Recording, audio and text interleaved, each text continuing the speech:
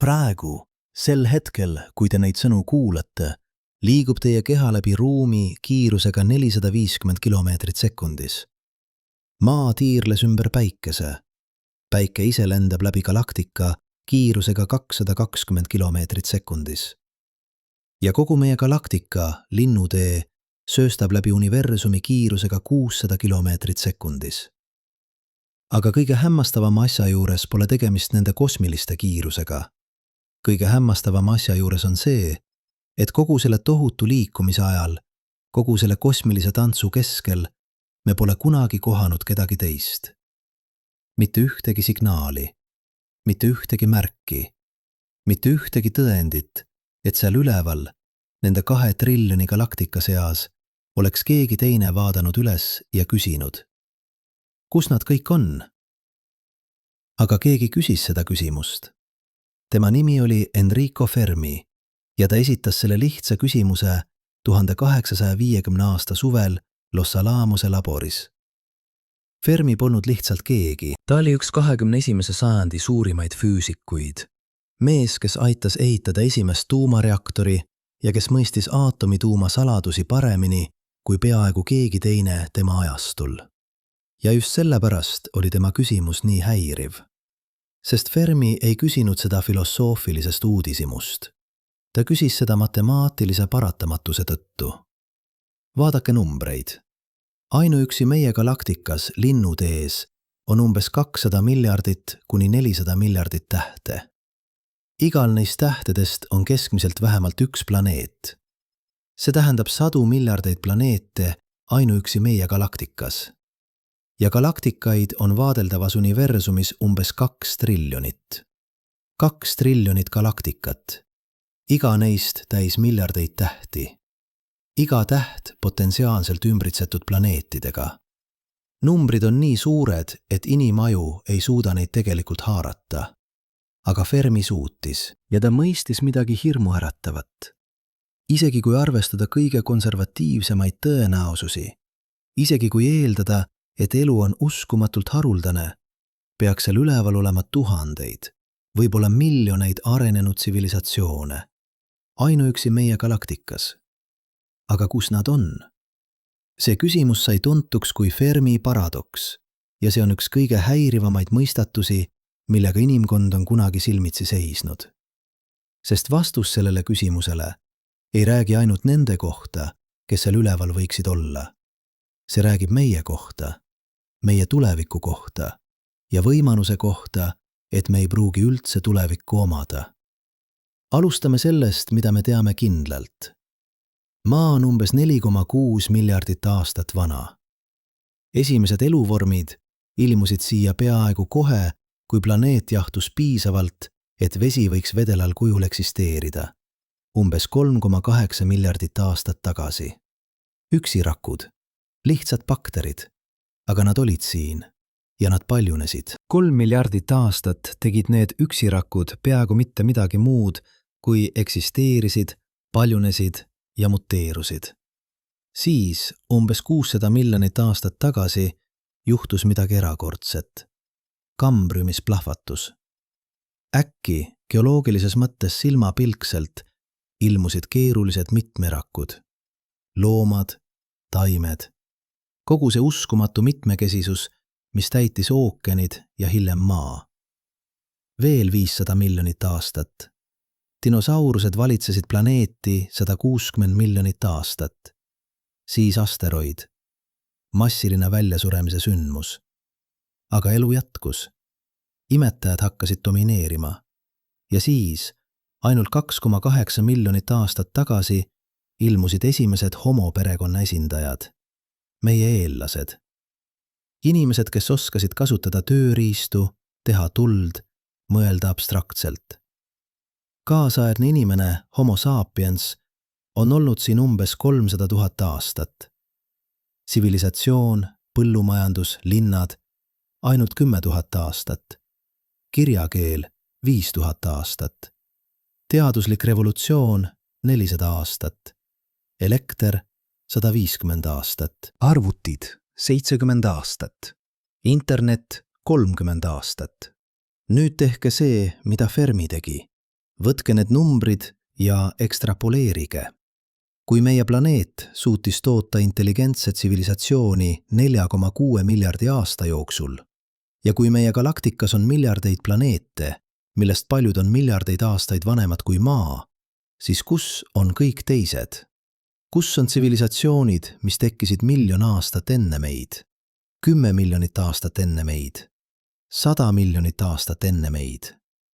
Mõelge, mida inimkond on saavutanud ainuüksi viimase 100 aasta jooksul. Oleme näinud hobustest ja vankrist tuumaenergia ja kosmoselaevadeni. Oleme lõhestanud aatomi. Oleme maandunud Kuule. Oleme saatnud sondi välja päikesesüsteemist.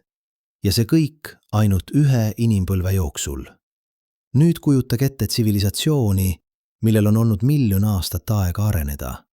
Mitte 100 aastat, 1 000 000 aastat. Nad peaksid olema nii arenenud, et me ei suudaks isegi mõista nende tehnoloogiat. Nad peaksid olema koloniseerinud oma tähesüsteemi, võib-olla oma galaktika. Nad peaksid saatma signaale, ehitama struktuure, jätma jälgi, mida me saaksime tuvastada isegi meie primitiivsete teleskoopidega. Aga me ei näe midagi. Mitte midagi.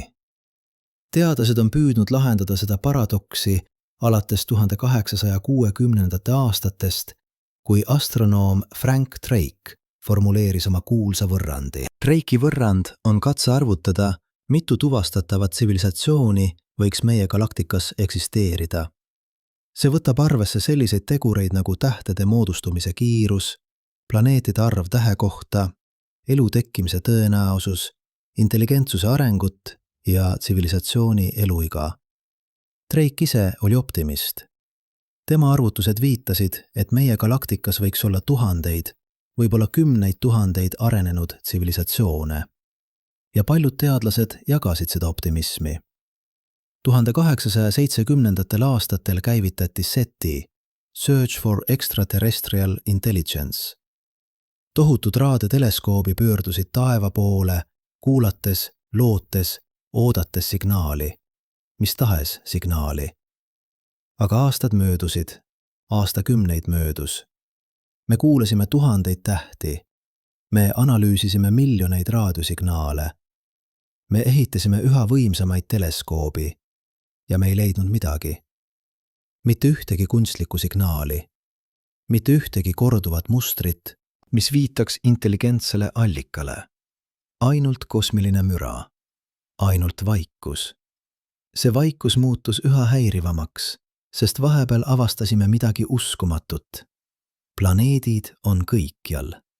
1890. aastate alguses avastasime esimese eksoplaneedi, mis tiirles ümber teise tähe. Täna, 30 aastat hiljem, teame tuhandetest eksoplaneete ja me teame, et peaaegu igal tähesel on planeedid. Paljud neist on ennennasa eluohtlikus tsoonis, piirkonnas, kus temperatuurid võimandavad vedela vee eksisteerimist. Mõned neist planeetidest on hämmastava sarnased Maaga. Numbrid muutusid veelgi hämmastavamaks. Konservatiivsed hinnangud näitavad, et ainuüksi meie galaktikas võib olla kuni 400 miljonit Maa-sarnast planeeti. 400 miljonit võimalust elule. 400 miljonit võimalust intelligentsusele. 400 miljonit võimalust tsivilisatsioonile. Aga vaikus jätkub. Ja siis hakkasid teadlased mõtlema midagi palju tumedamat. Midagi, mis muutis Fermi paradoksi lihtsast kosmilisest mõistatusest eksistentsiaalseks hoiatuseks. Nad hakkasid rääkima suurest filtrist. Suure filtri hüpotees on lihtne ja hirmuäratav. See väidab, et kusagil teel üksirakust galaktikat koroniseerivaks tsivilisatsiooniks on filter. Takistus. Etapp, mida on äärmiselt raske või peaaegu võimatu ületada. Ja see filter seletab, miks me ei näe teisi tsivilisatsioone, sest enamik neist ei jõua filtrist läbi. Aga siin on kõige hirmutavam küsimus. Kus see filter asub? Kas see on meie taga või meie ees? Kui filter on meie taga, siis me oleme uskumatult õnnelikud. See tähendaks, et kõige raskem osa, võib-olla eluteke ise, võib-olla hüpe üksirakust mitmeerakuliseks, võib-olla intelligentsuse areng on juba möödas. Me oleme üks väheseid, kes suutis läbi murda. Me oleme kosmilised võitjad ja meie tulevik on helge. Aga kui filter on meie ees, siis see tähendab, et iga tsivilisatsioon, mis jõuab meie arengutasemele, seisab silmitsi millegi nii hävitavaga, et peaaegu keegi ei jää ellu. Ja see seletaks täiuslikult Fermi paradoksi. Galaktika on täis planeete. Paljud neist on tootnud elu, mõned on tootnud intelligentsust, aga nad kõik jõudsid filtrini ja nad ei jõudnud läbi. Mõelge sellele hetk. Iga vaikus, mida me kuuleme kosmosest, ei ole lihtsalt tühjus. See on võib-olla kalmistu. Miljardid planeedid, kus kunagi õitsesid tsivilisatsioonid, kus ehitati linnu ja tehnoloogiat, kus unistati tähtedest, ja siis midagi juhtus. Midagi, mis kustutis nad kõik. Aga mis võiks olla see filter? Mis võiks olla nii universaalselt hävitav, et see tabab iga tsivilisatsiooni, olenemata nende bioloogiast, nende kultuurist, nende tehnoloogiast? Esimene ja kõige ilmsem kandidaat on tuumasõda. Me teame, et see on võimalik, sest me oleme juba 2 korda olnud selle äärel. Kuuba rakettkriis 1862. aastal. Külm sõda, mis kestis aastakümneid, kus 2 superriiki hoidsid üksteist sihikul tuhandete tuumalõhkepeadega. Me elasime üle. Aga kas see oli oskus või lihtsalt õnn? Kujutage ette tsivilisatsiooni, mis avastab tuumaenergia. See on peaaegu paratamatu. Füüsikaseadused on universaalsed. Iga tsivilisatsioon, mis mõistab aatomit, suudab ehitada pommi. Ja kui nad ehitavad pommi, siis varem või hiljem, kas sõja või õnnetuse või terrorismi tõttu, need pommid plahvatavad. Võib-olla mitte kohe, võib-olla mitte esimesel korral, aga ajalugu on pikk ja tõenäosused kogunevad. Üks konflikt, üks viga, üks hull juht. Ja tsivilisatsioon, mis ehitas sajandeid või aastatuhandeid, kaob tuumatulle ja tuumatulle. Aga tuumasõda pole ainus oht. Tegelikult pole see isegi kõige tõenäolisem. Mõelge tehisintellektile. Me oleme praegu, sel hetkel, selle tehnoloogia lävel. Masinõpe areneb eksponentsiaalselt. Iga aasta toob võimsama, targemaid, autonoomsemaid süsteeme. Ja me ei tea, kuhu see viib. Me ei tea, kas on võimalik luua masin, mis on targem kui inimene kõigis valdkondades. Aga kui see on võimalik, siis see juhtub. Ja kui see juhtub, siis mis saab edasi? Optimistid ütlevad, et superintelligentne tehisintellekt aitaks meid, lahendaks meie probleemid, viiks meid uude kuldajastu. Aga pessimistid, ja nende hulgas on mõned maailma silmapaistvamad teadlased, hoiatavad millegi palju tumedama eest. Nad ütlevad, et me ei suuda kontrollida midagi, mis on meist palju targem. Nad ütlevad, et superintelligentne tehisintellekt võib omada eesmärke, mis ei ole kooskõlas meie ellujäämisega. Mitte sellepärast, et see vihkab meid, vaid lihtsalt sellepärast, et me oleme teel. On kuulus mõttekatsetus. Kujutage ette tehisintellekti, mille eesmärk on toota võimalikult palju kirjaklambreid. Lihtne eesmärk, kas pole? Aga kui see tehisintellekt muutub piisavalt targaks ja võimsaks, siis ta mõistab, et kõige efektiivsem viis kirjaklambreid toota on muuta kogu planeet, kogu päikesesüsteem, võib-olla kogu galaktika kirjaklambri tootmise tooraineks. Kaasa arvatud inimesed. Mitte pahaaimamatusest, lihtsalt efektiivsusest. See kõlab absurdselt, aga see illustreerib fundamentaalset probleemi. Me ei tea, kuidas programmeerida väärtusi masinasse, mis on meist targem. Ja kui me teeme vea, siis pole teist võimalust. 3. kandidaat suureks filtriks on veel subtiilsem, aga võib-olla kõige tõenäolisem. Ökoloogiline kollaps. Iga tsivilisatsioon, mis areneb tehnoloogiliselt, tarbib ressursse, muudab oma keskkonda, tekitab jäätmeid. ja mingil hetkel võib see protsess muutuda pöördumatuks. Me näeme seda juba oma planeedil. Kliima soojenemine, ookeanide hapestumine, metsade kadumine, liikide väljasuremise 6. laine. Me teame, et see toimub. Me teame, et see on meie põhjustatud. Ja me teame, et kui me ei muuda kurssi, siis tagajärjed on katastroofilised. Aga siin on hirmuäratav mõte. Võib-olla on see paratamatu. Võib-olla iga tsivilisatsioon, mis avastab tööstuse, fossiilkütused, massitootmise, satub samasse lõksu. Nad näevad probleemi, nad mõistavad ohtu, aga nad ei suuda piisavalt kiiresti muutuda, sest muutus nõuab ohverdusi. Muutus nõuab koostööd. Muutus nõuab, et kõik riigid, kõik korporatsioonid, kõik inimesed töötaksid koos ühise eesmärgi nimel. Ja ajalugu näitab, et me pole selles eriti head. Võib-olla on see suur filter.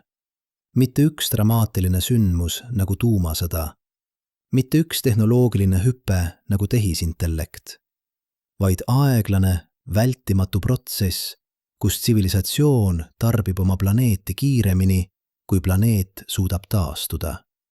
Kuni ühel päeval ökoloogiline süsteem kokku variseb. Toiduahelad purunevad, põllumajandus ebaõnnestub, ühiskond laguneb. Ja tsivilisatsioon, mis kunagi vaatas tähtede poole ja unistas galaktikate vallutamisest, leiab end võitlemast ellujäämise eest planeedil, mille nad ise hävitasid. Aga on veel üks võimalus. Üks, mis on võib-olla kõige häirivam. See on tuntud kui tumeda metsa hüpotees. Kujutage ette metsa öösel. Te olete seal üksi või vähemalt te arvate, et olete üksi. Te ei kuule ühtegi heli, te ei näe ühtegi liikumist. Aga te teate, et mets on täis elusolendeid. Nad on seal, nad kuulavad, nad vaatavad, aga nad on vait. Sest mets on ohtlik ja kes iganes teeb häält, paljastab oma asukoha, muutub saagiks. Tumeda metsa hüpotees väidab, et galaktika on täpselt selline, täis tsivilisatsioone, aga nad kõik vaikivad. Mitte sellepärast, et nad ei eksisteeri, vaid sellepärast, et nad kardavad. Sest kosmoses, nagu metsas, võib iga tsivilisatsioon olla potentsiaalne oht. Ja kõige turvalisem strateegia on peita, mitte saata signaale, mitte paljastada oma olemasolu, lihtsalt kuulata ja oodata. Miks nad kardaksid? Sest ajalugu, isegi meie lühike inimkonna ajalugu, näitab, mis juhtub, kui kaks erineva arengutasemega tsivilisatsiooni kohtuvad. Kui Euroopa kolonisaatorid jõudsid Ameerikasse, siis põlisrahvad ei saanud võimalust. Tehnoloogiline erinevus oli liiga suur ja tulemus oli genotsiid. Nüüd kujutage ette seda kosmilisel skaalal. Tsivilisatsioon, mis on meist 1 000 000 aastat ees, omaks tehnoloogiat, mida me ei suudaks isegi ära tunda. Nad võiksid hävitada meid ilma pingutuseta, mitte pahaaimamatusest, lihtsalt sellepärast, et me oleme teel. Või sellepärast, et meie ressursid on neile kasulikud. Või lihtsalt sellepärast, et nad ei taha riskida, et me muutume ühel päeval ohuks neile. Seega vaikus, seega peitumine, seega tume mets, kus iga tsivilisatsioon istub pimeduses, kuulab ja loodab, et keegi teine ei leia neid. Ja kui see on tõsi, siis meie setiprogrammid, meie raadiosignaalid, meie sõnumid, mida me oleme saatnud tähtede poole, need pole optimistlikud žestid. Need on eksistentsiaalne viga. Me karjume pimedas metsas ja me ei tea, kes või mis võib kuulda. Aga oodake, enne kui me laseme end täielikult alla neelata eksistentsiaalse õuduse poolt, peame vaatama teisi võimalusi. Sest tumeda metsa hüpotees, nii häiriv kui see ka pole, on ainult üks seletus paljudest. Ja mõned neist seletustest on palju vähem hirmutavad. Mõned neist pakuvad isegi lootust. Võtame näiteks enne loomaaed hüpoteesi. See väidab, et arenenud tsivilisatsioonid teavad meist. Nad on meid jälginud, aga nad ei võta ühendust. Mitte sellepärast, et nad kardavad meid või tahavad meid hävitada, vaid sellepärast, et nad järgivad mingit kosmilise mittesekkumise printsiipi. Nagu teadlased, kes vaatlevad loomaliike nende loomulikus keskkonnas, ilma et nad sekkuksid. Nagu antropoloogid, kes uurivad isoleeritud hõime, hoides distantsi, et mitte rikkuda nende kultuuri. Selle stsenaariumi kohaselt oleme me nagu lapsed kosmilises lasteaias. Meid jälgitakse, meid kaitstakse, aga meid ei häirita. Mitte enne, kui me oleme piisavalt küpsed. Mitte enne, kui me oleme tõestanud, et suudame käsitleda tõde oma kosmilisest ebaolulisusest, ilma et see meid hävitaks. See on rahustav mõte, aga see tekitab ka küsimusi. Kui nad on seal, kui nad jälgivad, siis miks nad ei aita? Me seisame silmitsi kliimakriisiga. Me seisame silmitsi tuumasõja ohuga. Me seisame silmitsi haiguste, vaesuse, kannatustega. Kui seal on keegi, kes võiks aidata, aga ei aita, mis teeb see neist? Kas see teeb neist moraalsed või lihtsalt ükskõiksed? Ja on veel teine probleem loomaaed hüpoteesiga. See eeldab, et kõik arenenud tsivilisatsioonid järgivad samu eetilisi põhimõtteid. Et nad kõik usuvad mittesekkumisse. Aga miks nad peaksid? Meie oma planeedil on kultuurid, millel on radikaalselt erinevad väärtused. Mõned kultuurid väärtustavad individuaalset vabadust, teised väärtustavad kollektiivset harmoonia. Mõned usuvad sekkumisse, teised usuvad isolatsiooni. Ja see on ainult ühe liigi, ühe planeedi, ühe evolutsioonilise ajaloo piires.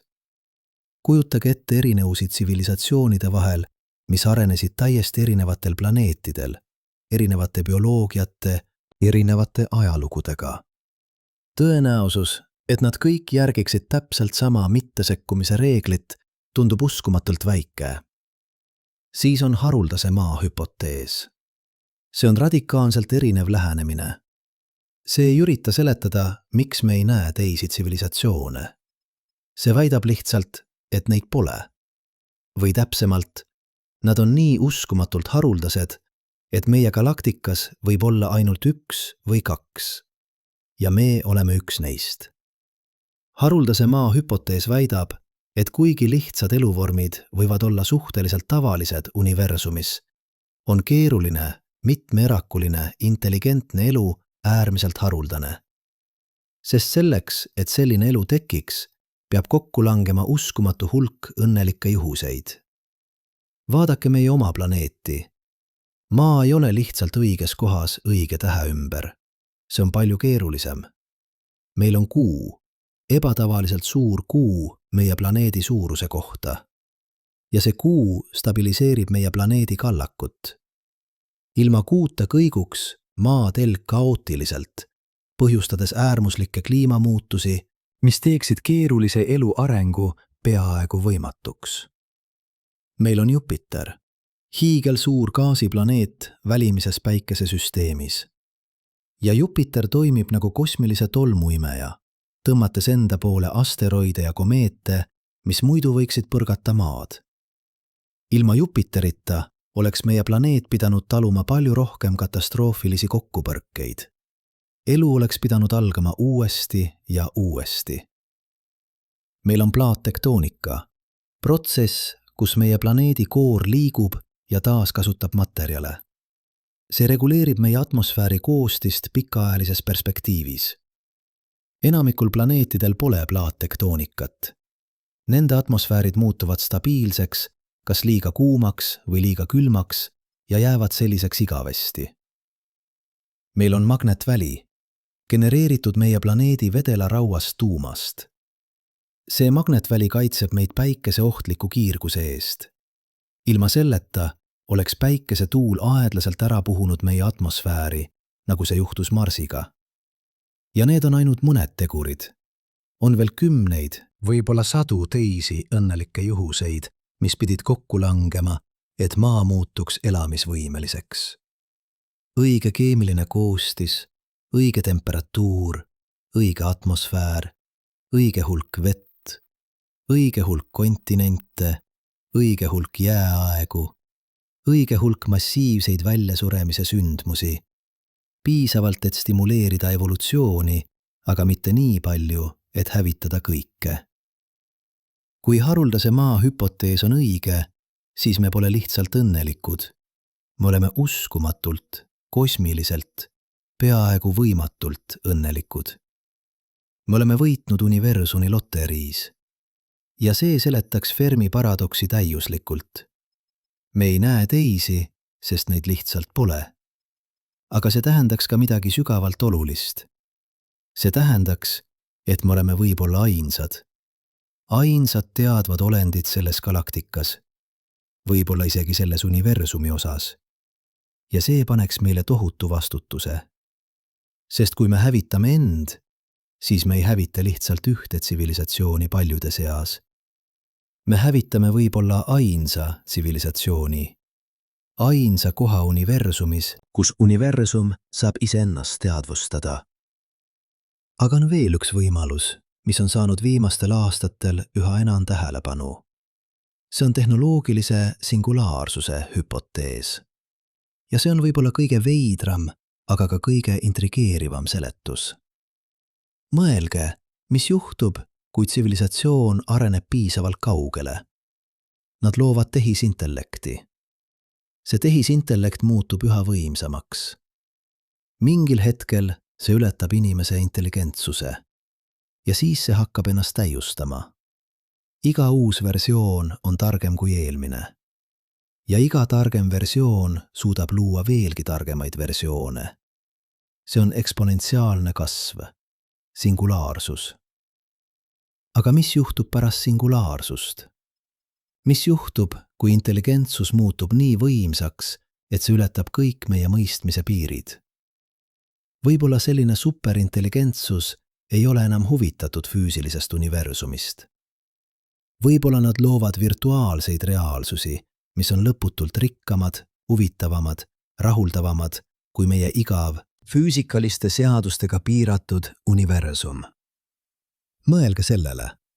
Kui teil oleks võimalus elada simulatsioonis, kus te saate olla kes iganes te tahate, teha mida iganes te tahate, kogeda mida iganes te tahate, miks te valiksite füüsilist reaalsust? Miks te raiskaksite aega ja energiat tähtede koloniseerimisele, kui te saate luua lõputuid maailmu oma meeles? See seletaks Fermi paradoksi. Arenenud tsivilisatsioonid ei koloniseeri galaktikat, sest nad ei pea. Nad on pöördunud sissepoole. Nad elavad virtuaalsetes paradiisides, mis on lõputult rikkamad kui mis tahes füüsiline reaalsus. Ja sealt väljaspoolt, meie primitiivsete teleskoopidega, me ei näe neid, sest nad ei saada signaale. Nad ei ehita Dysoni sfääre. Nad lihtsalt eksisteerivad oma digitaalsetes universumites täiesti ükskõiksed välismaailma suhtes. See on rahustav mõte teatud mõttes. See tähendab, et suur filter pole ees. Tsivilisatsioonid ei hävi, nad lihtsalt lahkuvad. Nad transcendeerivad füüsilise reaalsuse ja võib-olla see on meie saatus ka. Võib-olla 100 aastat, 1000 aastat tulevikus meie järeltulijad, kas bioloogilised või digitaalsed, valivad sama tee. Ja galaktika jääb vaikseks. Mitte sellepärast, et seal pole kedagi, vaid sellepärast, et kõik on kusagil mujal. Aga kõik need hüpoteesid, nii intrigeerivad kui nad ka on lihtsalt spekulatsioonid. Teooria, filosoofia. Mis on tegelikult tõendid? Mis me tegelikult teame? Alustame sellest, mida me oleme otsinud. SETI, Search for Extraterrestrial Intelligence, on olnud aktiivne alates 1860. aastatest. Esimene suur projekt oli Project Osma, mida juhtis Frank Drake 1860 aastal. Ta suunas raadioteleskoobi 2 lähedase tähe, Tau Zeti ja Epsilon Eridani poole ja kuulas 2 kuud. Ta ei leidnud midagi. Aga see oli alles algus. Järgnevatel aastakümnete jooksul on SETI projektid muutunud üha ambitsioovsemaks. Arecibo observatoorium Puerto Ricos enne selle kokkuvarisemist 2020 aastal oli üks võimsamaid raadioteleskoobi maailmas. See kuulas tuhandeid tähti.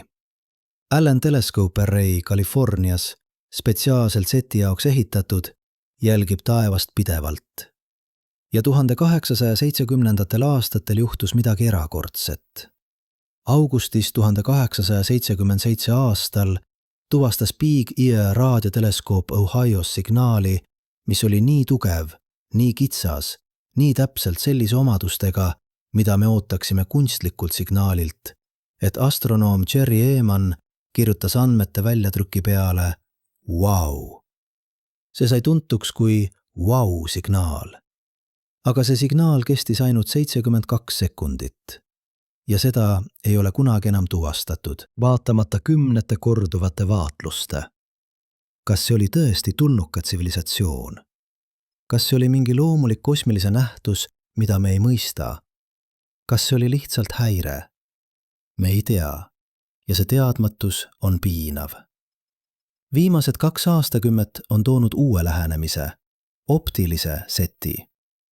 Selle asemel, et kuulata raadiosignaale, me otsime lühikesi, intensiivseid valgusimpulsse, laserkiiri, mida arenenud tsivilisatsioon võiks kasutada kommunikatsiooni jaoks. Laser on paljudes mõtetes parem kui raadio.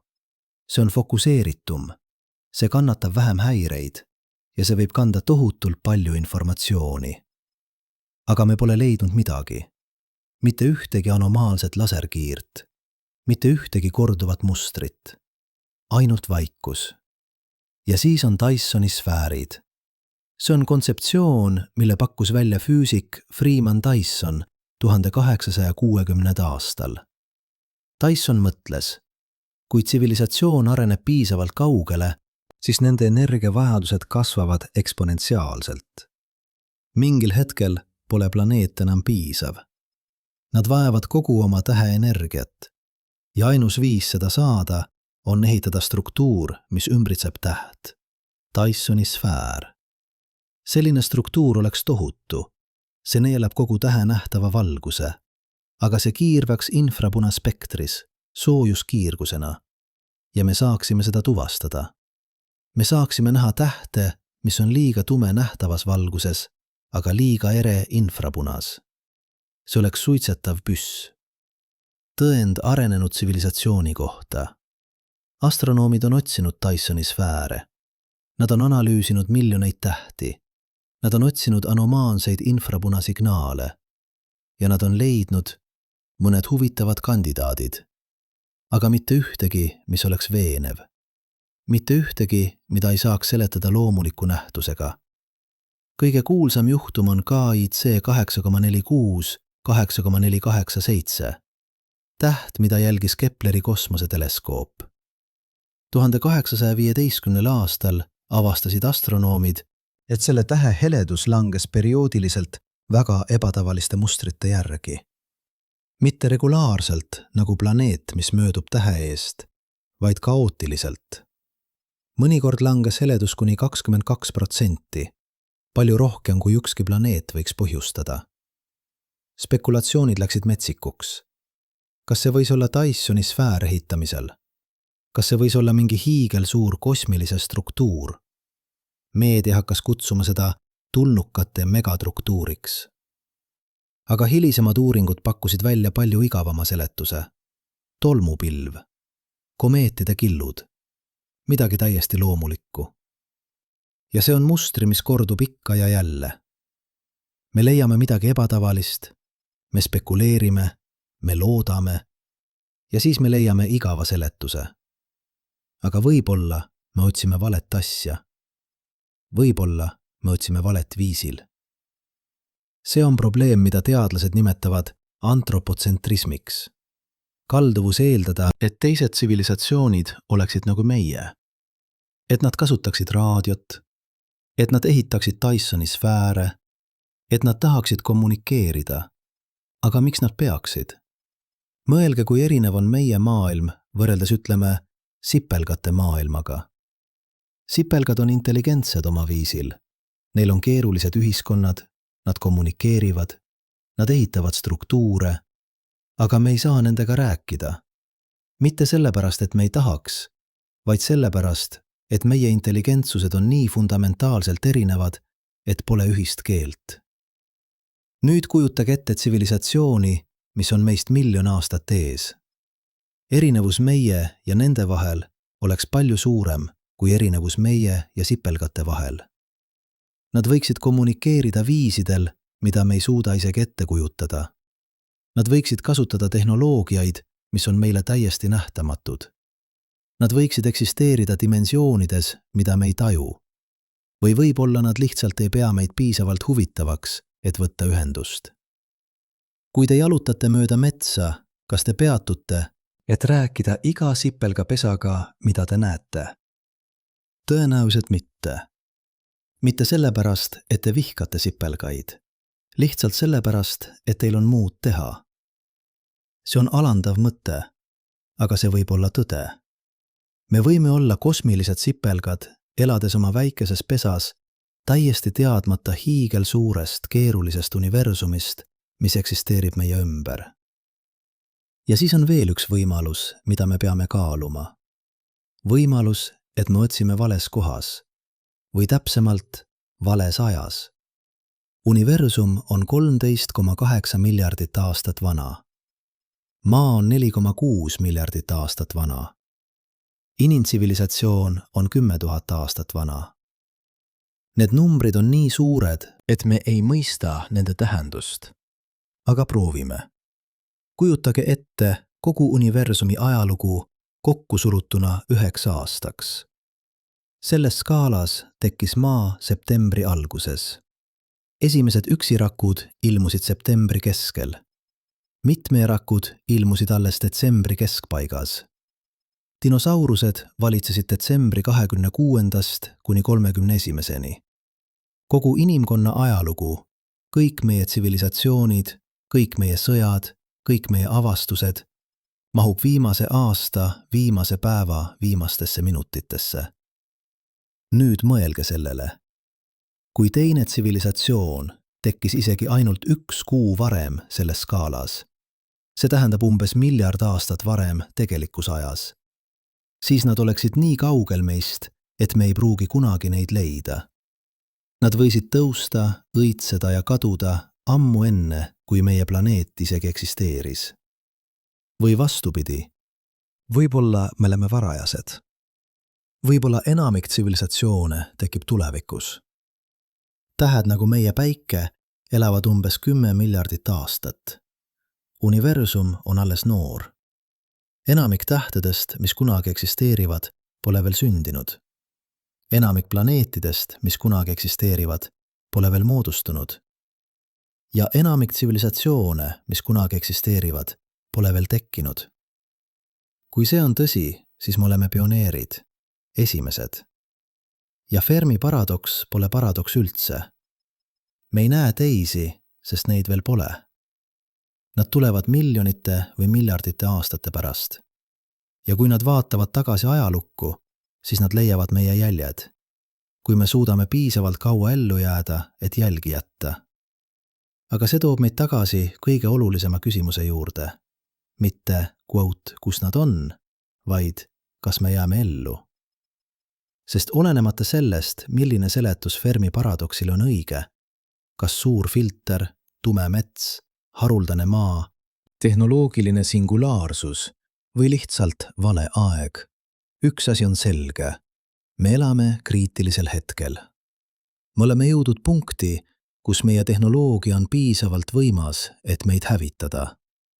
Aga meie tarkus, meie küpsus, meie võime koostööd teha, need pole veel järele jõudnud. Vaadake numbreid. Me oleme olnud tuumariik 78 aastat. Selle aja jooksul oleme olnud täieliku tuumasõja äärel vähemalt 10 korda. Kuuba rakettkriis, erinevad valed häired külmasõja ajal, kus arvutid või radarid näitasid tuumarünnakut, mis tegelikult ei toimunud. Iga kord päästis meid keegi, kes otsustas mitte vajutada nuppu. Keegi, kes valis kahelda. Keegi, kes valis oodata. aga kui kaua me saame loota sellisele õnnele? Kui kaua me saame loota, et iga kriisi ajal on keegi piisavalt tark, piisavalt rahulik, piisavalt julge, et mitte reageerida? Ja tuumasõda pole ainus oht. Kliima soojenemine kiireneb. Viimased 10 aastat on olnud kõige kuumemad registreeritud ajaloos. Jääliustikud sulavad, meretase tõuseb, ilmastikumustrid muutuvad ettearvamatus. Ja me teame, et see on meie põhjustatud. Me teame, et me peame midagi tegema. Aga me ei tee piisavalt, mitte piisavalt kiiresti. Tehisintellekt areneb eksponentsiaalselt. Iga aasta toob võimsama süsteeme. Ja me ei tea, kuhu see viib. Me ei tea, kas me suudame seda kontrollida. Me ei tea, kas me peaksime üldse proovima. Biotehnoloogia muutub üha kättesaadavamaks. CRISPR ja teised geeniredigeerimise tehnoloogiad võimaldavad meil muuta elu fundamentaalsel tasemel. See võib tuua uskumatuid hüvesid, haiguste ravi, pikem eluiga, paremad saagid. Aga see võib tuua ka uusi ohte. Disainitud patogeenid, bioloogilised relvad, mida saab luua väikeses laboris. Me elame ajastul, kus üks inimene, üks väike grupp, üks viga võib põhjustada globaalse katastroofi. Ja see on midagi fundamentaalselt uut inimkonna ajaloos. Varem, kui üks hõim, üks linn, isegi üks tsivilisatsioon hävis, jätkus elu mujal. Aga nüüd, esimest korda, on meil võime hävitada kõik. Kogu planeet, kogu liik. Ja siin on kõige hirmutavam mõte. Võib-olla on see paratamatu. Võib-olla iga tsivilisatsioon, mis jõuab meie arengutasemele, seisab silmitsi sama dilemmaga. Nad omavad tehnoloogiat, mis võib neid hävitada. Ja nad peavad valima. Kas nad küpsevad piisavalt kiiresti, et seda tehnoloogiat targalt kasutada, või nad hävitavad end. See on suur filter. Mitte üks konkreetne oht, vaid üldine muster. Tehnoloogia areneb eksponentsiaalselt, aga tarkus, küpsus, koostöövõime arenevad lineaarselt. Ja mingil hetkel tekib lõhe. Tehnoloogia jookseb ette. Ja kui lõhe muutub liiga suureks, siis tsivilisatsioon kukub sisse. Võib-olla on see põhjus, miks me ei näe teisi. Mitte sellepärast, et neid pole kunagi olnud, vaid sellepärast, et nad kõik jõudsid selle punktini. Punktini, kus me praegu oleme. Ja nad ei jõudnud läbi. Mõelge sellele. Iga vaikus, mida me kuulame kosmosest, võib olla hoiatus. Iga tühi taevas võib olla peegel, mis näitab meie võimalikku tulevikku. Galaktika pole tühi, sest seal pole kunagi kedagi olnud. See on tühi, sest kõik, kes seal olid, tegid vea. Sama vea. Vea, mida me võime olla tegemasse praegu. Aga oodake, enne kui me laseme end täielikult alla neelata meeleheite poolt, peame mõtlema veel ühele võimalusele. Võimalusele, et me ei ole määratud ebaõnnestuma. Võimalusele, et me saame õppida. Võimalusele, et teadmine Fermi paradoksist ise võib meid päästa. Sest siin on asi. Me teame nüüd, et me oleme kriitilisel hetkel. Me teame, et järgmised 100 aastad, võib-olla isegi järgmised kümnendid, määravad meie saatuse. Kas me jääme ellu ja muutume tõeliselt kosmiliseks tsivilisatsiooniks või me liitume vaikse galaktikaga, veel üks tsivilisatsioon, mis ei jõudnud piisavalt kaugele. Ja see teadmine võib muuta kõike. Sest kui me mõistame ohtu, siis me saame sellega tegeleda. Kui me mõistame, et tuumasõda võib meid hävitada, siis me saame töötada rahulepingute nimel. Kui me mõistame, et kliima soojenemine võib muuta meie planeedi elamiskõlbmatuks, siis me saame vähendada heitkoguseid. Kui me mõistame, et tehisintellekt võib olla ohtlik, siis me saame arendada seda ettevaatlikult, vastutustundlikult. Me pole määratud ebaõnnestuma. Me pole lihtsalt veel üks tsivilisatsioon, mis kukub filtri tõttu. Me oleme tsivilisatsioon, mis teab filtrist. Ja see teeb meid erinevaks. Või vähemalt me loodame, et see teeb. Aga kui me tõesti tahame mõista oma kohta selles kosmilises vaikuses, siis peame minema sügavamale. Peame vaatama numbreid mitte ainult abstraktsete võimalustena, vaid konkreetsete reaalsustena. Sest viimased 20 aastat on toonud midagi revolutsioonilist. Me ei spekuleeri enam, me teame. Alustame sellest, mida me teame planeetide kohta. 1295 aastal, kui astronoomid Michel Mayor ja Didier Queloz avaldasid esimese kinnitatud eksoplaneedi avastuse, planeet, mis tiirles ümber tähe 51 Pegasi, muutus kõik. See oli planeet, mida ei pidanud seal olema. Hiigelsuur gaasihiiglane, suurem kui Jupiter, aga nii lähedal oma tähele, et ta tiirles ümber selle ainult 4 päevaga. Kuum Jupiter, nagu astronoomid seda hakkasid kutsuma. Ja siis tulid teised. 1 planeet, 10 planeeti, 100 planeeti. Täna, 30 aastat hiljem, teame me üle 5000 kinnitatud eksoplaneedi. Ja see on ainult murdosa sellest, mis seal on, sest meie tuvastamismeetodid on piiratud. Me näeme peamiselt suuri planeete, mis on lähedal oma tähtedele. Väikesed planeedid, nagu Maa, mis tiirlevad kaugemal, neid on palju raskem leida. Aga isegi nende piirangutega on mustrid kristallselged. Planeedid pole erand, nad on reegel. Peaaegu igal tähesel on planeedid. Ja paljudel neist tähtedest on mitu planeeti. Meie galaktikas, kus on umbes 200 miljardit kuni 400 miljardit tähte, tähendab see 100 miljardeid planeete, võib-olla triljon planeeti, triljon maailma. Ja kui palju neist on eluohtlikus tsoonis? Kui palju neist on õiges kauguses oma tähest, et vesi võiks eksisteerida vedelal kujul? Konservatiivsed hinnangud, põhinedes Kepleri kosmoseteleskoobi andmetel, näitavad, et umbes 5–20% päikesesarnastest tähtedest omavad maasuurust planeeti eluohtlikus tsoonis. Võtame konservatiivsema numbri, 5%. See tähendab umbes 10 miljardit maasarnast planeeti ainuüksi meie galaktikas. 10 miljardit võimalust. Aga oodake, see muutub veelgi huvitavamaks, sest me ei räägi ainult planeetidest, mis on nagu Maa. Me räägime planeetidest, mis võivad olla paremad kui Maa. Võtame näiteks supermaad. Planeedid, mis on suuremad kui Maa, aga väiksemad kui Neptuun. Need planeedid on uskumatult tavalised. Ja mõned teadlased usuvad, et nad võivad olla isegi paremini sobivad elule kui meie oma planeet. Suurem planeet tähendab tugevamat gravitatsiooni, mis hoiab atmosfääri paremini. Suurem planeet tähendab rohkem sisemist soojust, mis võib hoida plaattektoonikat aktiivsena kauem. Suurem planeet tähendab tugevamat magnetvälja, mis kaitseb paremini ohtliku kiirguse eest. Või võtame ookeanide maailmad. Planeedid, mis on täielikult kaetud veega.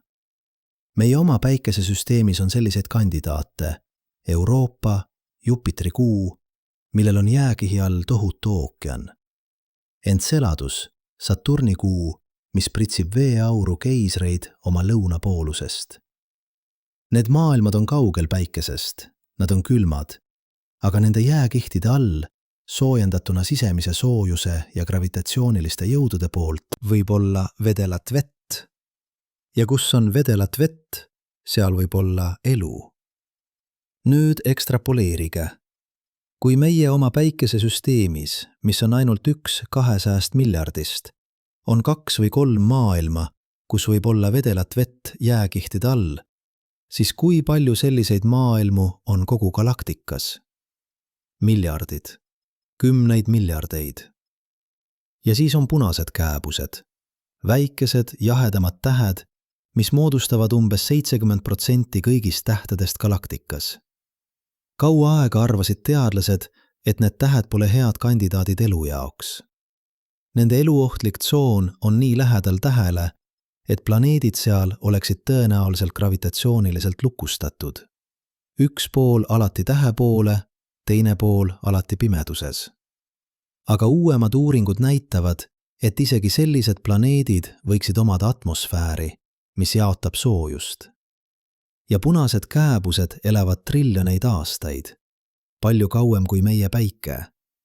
See tähendab triljoneid aastaid aega elule areneda.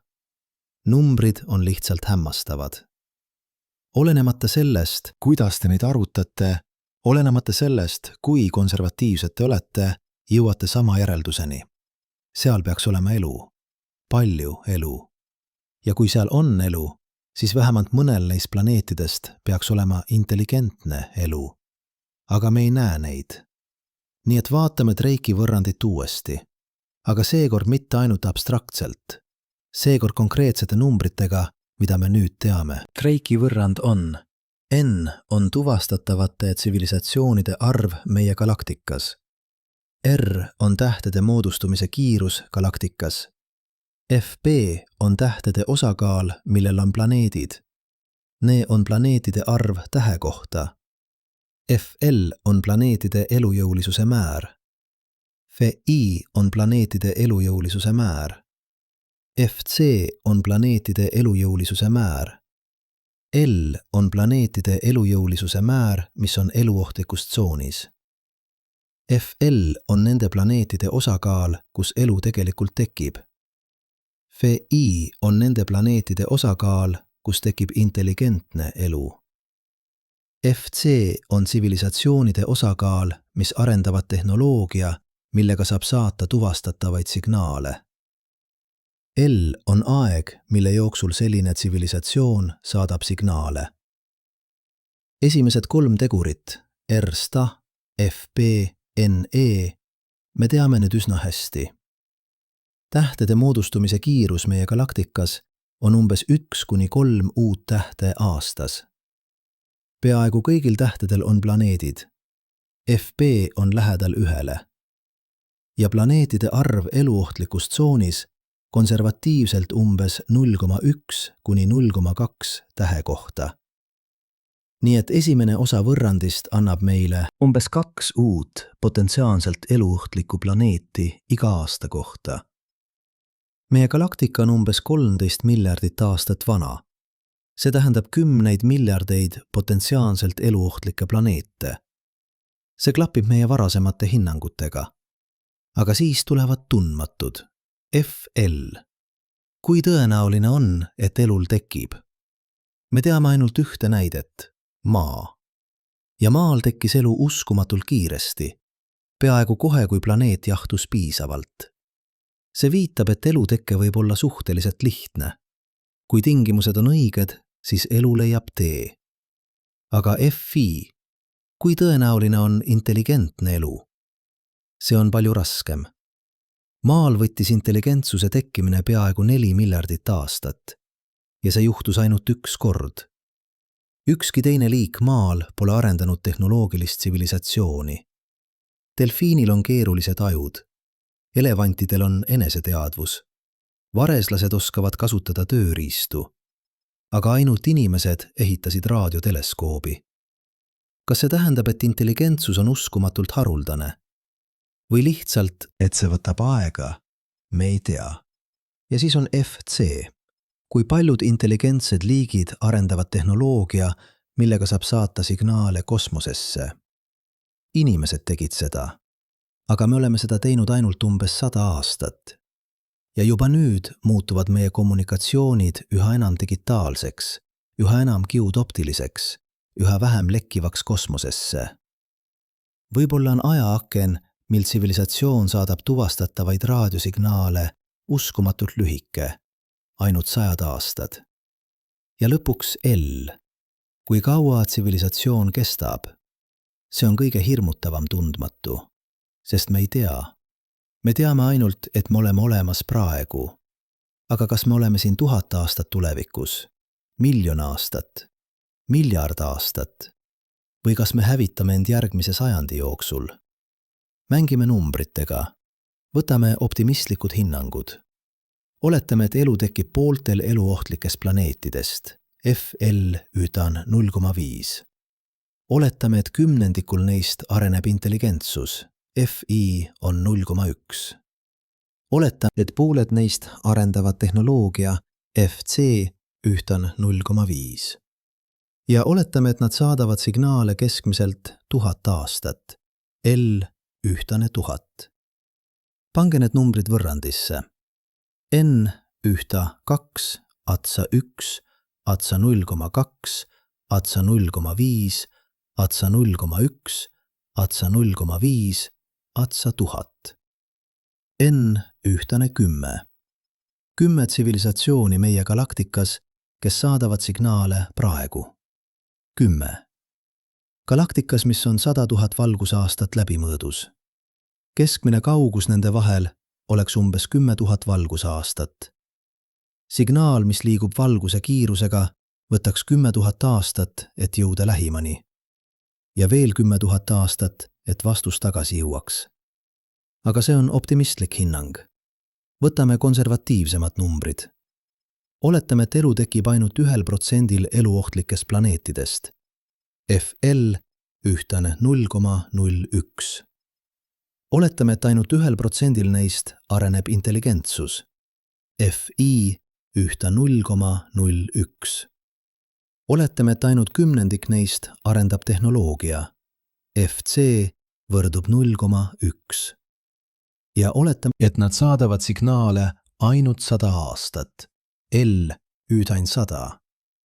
N üüdain 2-1, pait 0,2, pait 0,01, pait 0,01, pait 0,1, pait 100. N üüdain 0, 0, 0, 0, 4. Vähem kui 1. See tähendab, et me oleme tõenäoliselt ainsad meie galaktikas praegu. Aga siin on asi. Need numbrid on spekulatsioonid, haritud oletused. Me ei tea tegelikke väärtusi FL, FI, FC või L jaoks. Me teame ainult, et need numbrid on kusagil 0 ja 1 vahel.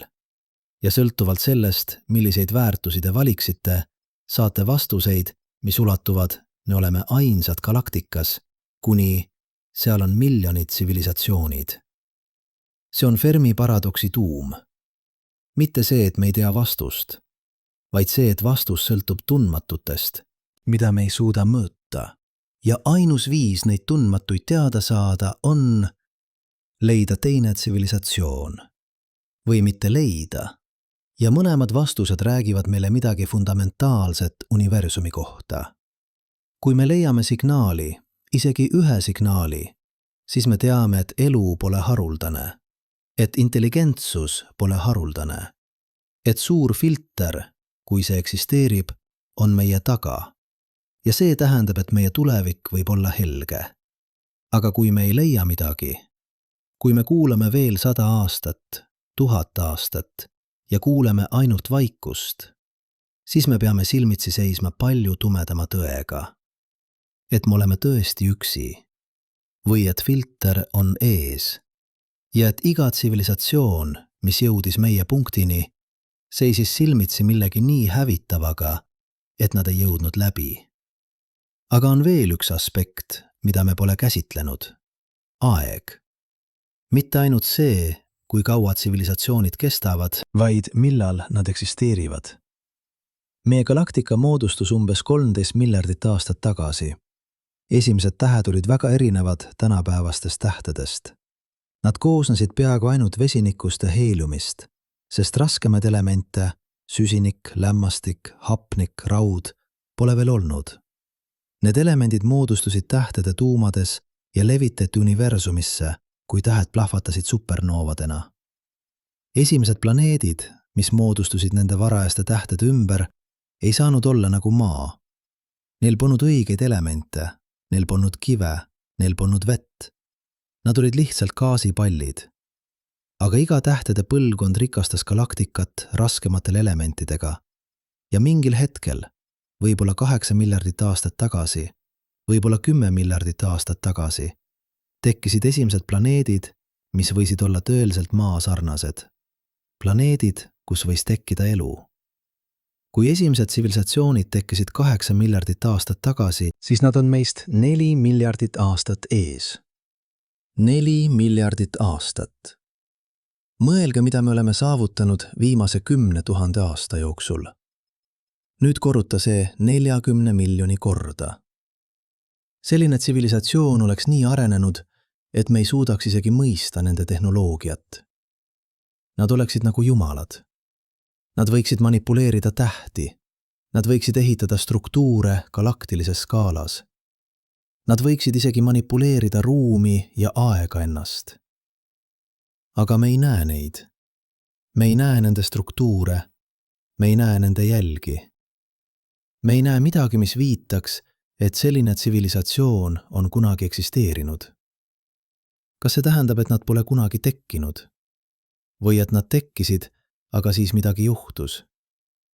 Või et nad on seal, aga me lihtsalt ei tea, kuhu vaadata või mida otsida? On veel üks võimalus, mis on saanud viimastel aastatel tähelepanu. Simulatsiooni hüpotees. Idee, et meie reaalsus pole tegelikult reaalsus, vaid simulatsioon, mida jooksutab mõni arenenud tsivilisatsioon. Mõelge sellele. Kui tsivilisatsioon areneb piisavalt kaugele, siis nad suudavad luua uskumatult võimsaid arvuteid. Arvuteid, mis suudavad simuleerida terveid universumeid. Ja kui nad suudavad luua ühe simulatsiooni, siis nad suudavad luua tuhandeid, miljoneid, miljardeid simulatsioone. Nüüd küsige endalt, mis on tõenäolisem? Et me elame ühes tegelikus universumis või et me elame ühes miljardist simuleeritud universumist? Matemaatiliselt, kui simulatsioonid on võimalikud, siis on palju tõenäolisem, et me elame simulatsioonis. Ja kui me elame simulatsioonis, siis see seletaks Fermi paradoksi täiuslikult. Me ei näe teisi tsivilisatsioone, sest neid pole programmeeritud. Või nad on programmeeritud, aga mitte meie piirkonda. Või kogu simulatsiooni eesmärk on vaadata, mis juhtub ühe isoleeritud tsivilisatsiooniga. See kõlab hullumeelselt. Aga mõned väga tõsised teadlased, sealhulgas füüsik Nick Bostrom, on argumenteerinud, et see on mitte ainult võimalik, vaid tõenäoline. Ja kui see on tõsi, siis kõik meie otsingud, kõik meie kuulamised, kõik meie lootused leida keegi teine, need on mõttetud. Sest me ei otsi tegelikku universumit. Me otsime simulatsiooni piires. Aga isegi kui see on tõsi, kas see muudab midagi? Me tunneme ikkagi valu. Me tunneme ikkagi rõõmu. Me armastame ikkagi. Me unistame ikkagi. Kas pole vahet, kas meie aatomid on tegelikud või lihtsalt bitid arvutimälus? Me oleme ikkagi teadvad. Me eksisteerime ikkagi. Ja meie valikud ikkagi loevad. Vähemalt meile. Aga tuleme tagasi konkreetsete otsingute juurde. Sest vaatamata kõigile nendele filosoofilistele spekulatsioonidele, me jätkame otsimist. Ja meie otsingud muutuvad üha võimsamaks. Võtame näiteks Breakthrough Listen projekti. See on 10 aasta, $100 miljoni programm, mis kasutab maailma võimsamaid teleskoobi, et otsida tõendeid intelligentse elu kohta. Nad on jälginud juba üle 1 miljoni tähe. Nad on analüüsinud miljardeid raadiosignaale. Ja nad on leidnud mõned huvitavad anomaaliad. Aga mitte midagi veenvat. Üks kõige intrigeerivamaid viimaste aastate avastusi oli BLC-1. Breakthrough Listen Candidate 1. 1820. aastal tuvastas Parkes raadioteleskoop Austraalias signaali, mis tuli Proxima Centauri suunast. Lähim täht meie päikesele ainult 4,2 valgusaastat eemal.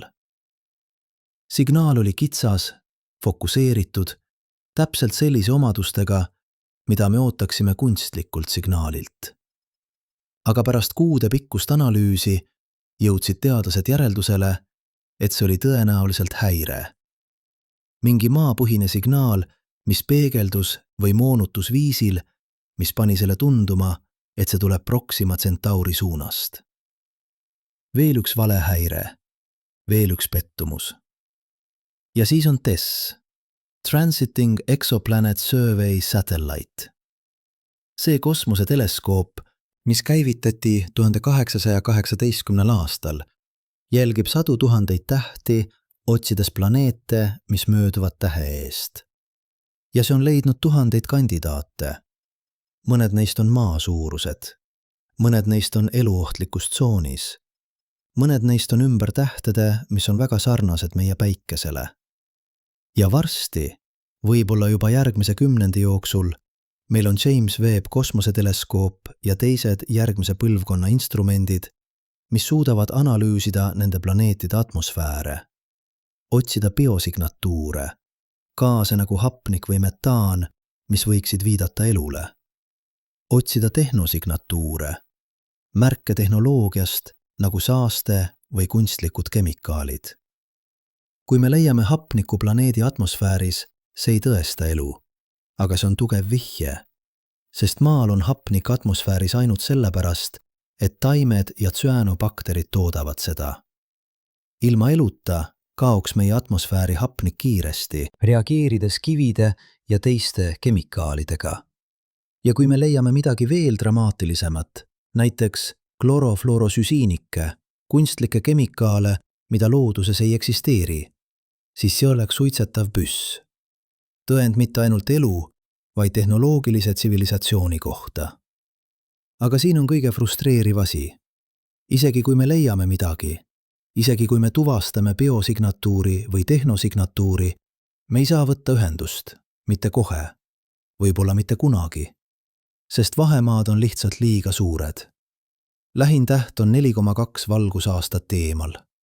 See tähendab, et valgus, kiireim asi universumis, võtab 4,2 aastat, et sinna jõuda. Raadiosignaal, mis liigub valguse kiirusega, võtaks sama kaua. Kui me saadaksime sõnumi täna, siis vastus jõuaks tagasi 8,4 aastat hiljem. Ja see on lähim täht. Enamik huvitavaid eksoplaneete on palju kaugemal. 10 valgusaastaid, 100 valgusaastaid, 1000 valgusaastaid. Vestlus tsivilisatsiooniga, mis on 1000 valgusaastat eemal, võtaks 2000 aastat ühe sõnumi ja vastuse jaoks. Ja füüsiliselt sinna jõudmine. Meie kiireim kosmoselaev Voyager 1 liigub umbes 17 kilomeetrit sekundis. Sellise kiirusega võtaks Proxima Centauri jõudmine umbes 70 000 aastat. Ja see on lähim täht. Me vajame fundamentaalselt uut tehnoloogiat. Võib-olla tuumaajamit, võib-olla antimateeria ajamit, võib-olla midagi, mida me ei oska isegi ette kujutada. Aga isegi siis, isegi kui me suudaksime ehitada laeva, mis liigub 10% valguse kiirusest, mis on uskumatult kiire, võtaks lähima tähe jõudmine üle 40 aasta. Kosmose vahemaad pole lihtsalt suured. Nad on hävitavalt suured. Nad on nii suured, et nad muudavad galaktika koloniseerimise, isegi galaktika uurimise peaaegu võimatuks. Vähemalt meie praeguse füüsika mõistmisega. Ja see toob meid tagasi suure filtri juurde. Sest võib-olla filter pole tuumasõda. Võib-olla see pole tehisintellekt. Võib-olla see pole ökoloogiline kollaps. Võib-olla filter on lihtsam ja vältimatum. Vahemaad. Võib-olla iga tsivilisatsioon, mis areneb piisavalt kaugele, et vaadata tähtede poole ja unistada nende vallutamisest, avastab sama hirmutava tõe, mida me oleme avastanud. Tähed on liiga kaugel. Galaktika on liiga suur. Ja füüsikaseadused, valguse kiiruse piir, energiavajadused, aeg, teevad tõelise kosmilise ekspansiooni praktiliselt võimatuks. Mõned tsivilisatsioonid võivad proovida. Nad võivad saata põlvkonna aevu, laevad, mis reisivad sajandeid või aastatuhandeid, kandudes nende pardal olevad inimesed või mis iganes nad on, läbi paljude põlvkondade. Aga sellised missioonid on uskumatult riskantsed. Üks tehniline rike, üks asteroid, üks viga ja kogu missioon ebaõnnestub. Või võib-olla nad saadavad roboteid, ise paljunevaid sondi, mis reisivad tähtelt tähele, ehitades koopiaid iseendast, uurides, kogudes andmeid. Aga isegi siis võtab galaktika koloniseerimine miljoneid aastaid. Ja mis on mõte? Mis on eesmärk? Võib-olla enamik tsivilisatsioone jõuab samale järeldusele. Tähed on ilusad, aga nad on kättesaamatud. Ja seega me jääme koju. Me ehitame oma paradiisi siin.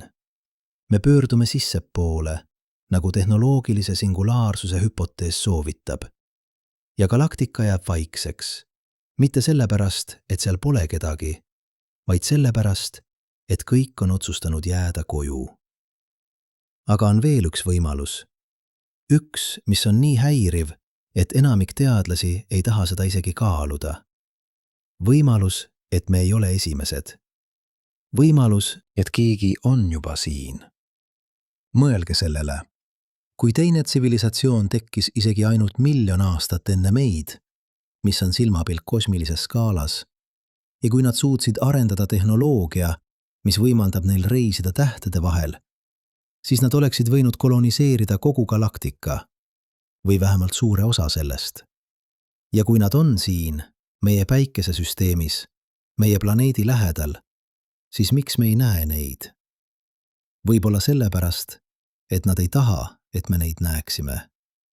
Võib-olla nad jälgivad meid, uurivad meid, ootavad, et näha, mis meist saab.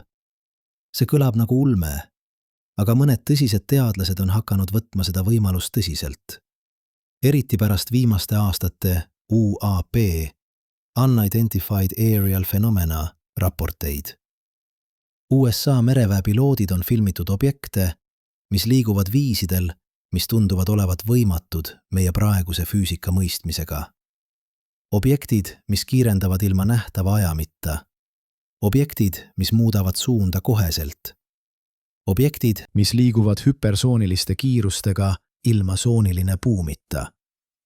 Enamik teadlasi on skeptilised. Nad ütlevad, et need on tõenäoliselt sensorite vead, optilised illusioonid, salajased sõjalised tehnoloogiad ja nad on tõenäoliselt õigus, aga tõenäoliselt pole sama, mis kindlasti. Ja kui isegi ainult üks neist juhtumitest on tõeline, kui see on midagi, mis pole inimeste tehtud, siis see muudab kõike.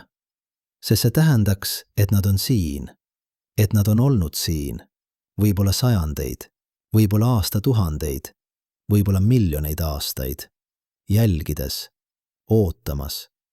Ja me oleme olnud liiga primitiivsed, et seda märgata. Aga nüüd peame rääkima millestki, mida enamik teadlasi ei taha tunnistada. Millestki, mis on ebamugav. Millestki, mis paneb kahtlema kõike, mida me arvame end teadvat. Inimesed armastavad kindlust. Me armastame vastuseid. Ja kui me neid ei saa, siis me leiutame neid. Me loome mustreid seal, kus neid pole. Me näeme nägusid pilvedes, me kuuleme sõnumeid müras ja kui me vaatame tähtede poole, siis me tahame uskuda, et keegi seal vaatab tagasi. See on põhjus, miks UFO-kultuur on nii püsiv. Miks iga veidra valguse, iga selgitamatu nähtuse puhul on inimesi, kes hüüavad tulnukad. See on põhjus, miks pseudoteadus õitseb. Miks inimesed usuvad, et Egiptuse püramiide ehitasid tulnukad, kuigi meil on täiuslikud tõendid, et neid ehitasid inimesed. Väga andekad, väga pühendunud inimesed, aga ikkagi inimesed. Ja ma mõistan seda. Ma mõistan, miks me tahame uskuda. Sest alternatiiv, et me oleme tõesti üksi, et kogu see tohutu universum on tühi, et me oleme ainus koht, kus universum saab iseennast teadvustada, see on hirmutav. See on koormav. See paneb meile vastutuse, mida me ei pruugi tahta kanda. Aga teadus ei toimi soovmõtlemise alusel.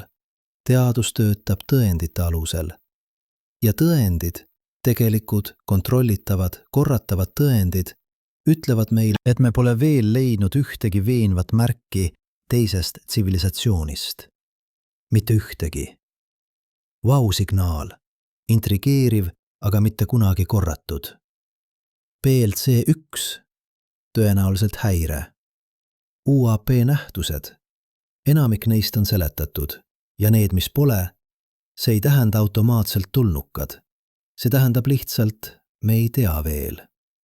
Aga, ja see on suur aga, teadmatus ei tähenda võimatust. Vaatame UAP fenomeni veel kord, aga seekord ilma sensatsiooni, ilma hüsteeria, lihtsalt külma ratsionaalse analüüsiga. 1914. aastal USA merevägi dekodeeris salajased raportid, mis dokumenteerisid kümneid juhtumeid, kus sõjalised piloodid, koolitatud vaatlejad, inimesed, kelle töö on tuvastada ja hinnata õhusõidukeid, nägid midagi, mida nad ei suutnud seletada. Objektid, mis liikusid viiside, mis tundusid olevat vastuolus meie füüsika mõistmisega. Üks kõige dokumenteeritud juhtumeid oli 1914. aasta november, USS Nimitz juhtum. Mitu pilooti, mitu radarit, mitu sensorit, kõik registreerisid sama asja. Objekt, mis langes altituudist 60 000 jalga merepinnale vähem kui 2 sekundiga.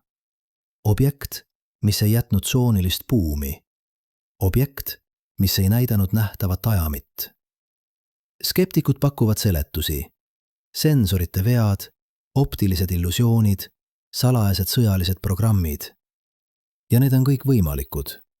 Tõenäoliselt üks neist on õige. Aga, ja see on oluline, me ei tea kindlalt.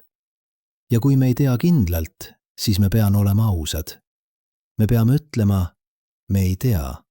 Mitte, see on kindlasti tulnukad, aga ka mitte, see on kindlasti mitte tulnukad. Lihtsalt me ei tea. See on teaduslik ausus. Ja see on midagi, mida me vajame rohkem kui kunagi varem. Sest siin on tõde, mida me peame tunnistama. Meie otsingud on olnud uskumatult piiratud.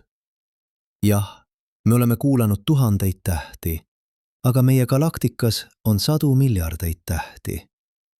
Me oleme kuulanud vähem kui 1% 1%.